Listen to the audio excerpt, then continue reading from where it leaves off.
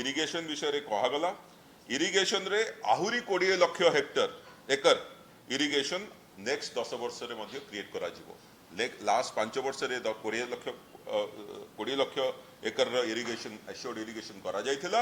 आहुरी 20 लाख आमे 10 वर्ष रे करिवु आहुरी या मध्ये कहबा पई चाहे सबुठू इम्पोर्टेंट कथा होची कि चासी माननकू एबे एई घोषणा पत्र रे मागणा इलेक्ट्रिसिटी बिजुली देय देबा पई पड़िबो नाही एटा गोटी ऐतिहासिक पदक्षेप चासी माननक पई और चासी माननक पई जहार हृदय रे प्रकृति रे गोटी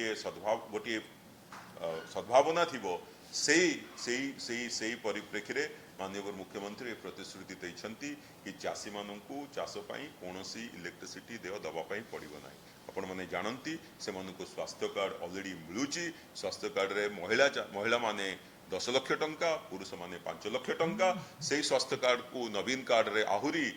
तार व्यापक करा जाय सबु ओडिसा रो सबु परिवार एथिरे इंक्लूड करबा पई गोटे परिकल्पना मध्ये मैनिफेस्टो रे कुआ जाय ता छडा 25,000 कोटी टंकार 25,000 टंकार असिस्टेंस जोटा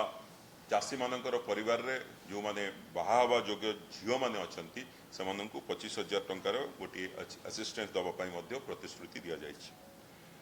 500 कोटी टंकार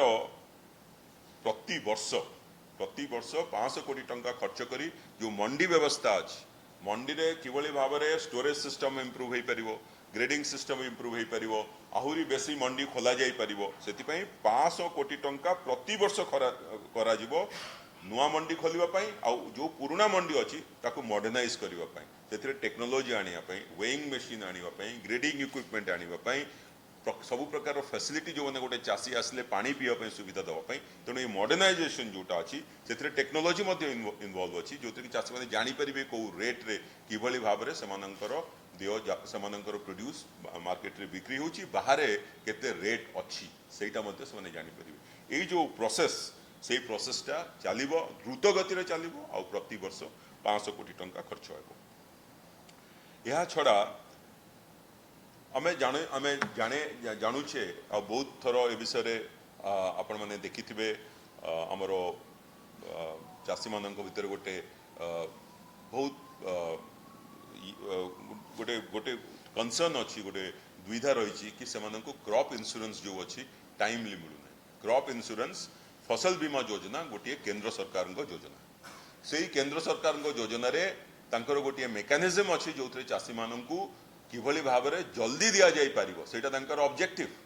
किंतु ओडिशार चासी मानू अवहेला करा जाई आमे समस्त पार्लियामेंट विषय कहिचु कि किभली भाव में 2-3 वर्ष जाए से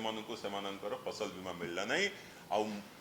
जो फसल बीमा मिलला नहीं से केते से परिश्रम करिया पई पड़ुचे सेटा आपण जानि पड़थुबे जदि प्रति वर्ष गोटे सीजन रो फसल बीमाटा आरो सीजन सुधा न मिलिबो ताले से चाष करिवे केमतिया तेणु एई जो फसल बीमा योजना रे चासी मानू राज्य तरफ जहाँ कर जो चासी मानकर प्रीमियम थिला से प्रीमियम टाको सरकार कंप्लीटली छाड़ कर दी माननीय मुख्यमंत्री से छाड़ कर सारी से आगू को जारी रहिबो तेणु आपण माने जानि पड़थिबे कि चासी मानक पई सबु जिंस को नेकी किभली भाव में सेमानकर इंटीग्रेटेड सामग्रिक विकास हो पारिबो सेति पई सब प्रकार परिकल्पना हमर ये जहाँ पुराना थिला स्कीम आगू को जीवो और जहाँ नुआ स्कीम से विषय मुझे कहली से घोषणा पत्र मैनिफेस्टो कहुच्छे।